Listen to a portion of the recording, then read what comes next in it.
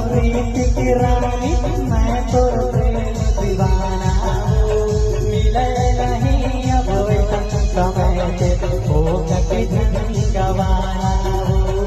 मिले नहीं अब समय से हो कभी धन गवाना हूँ।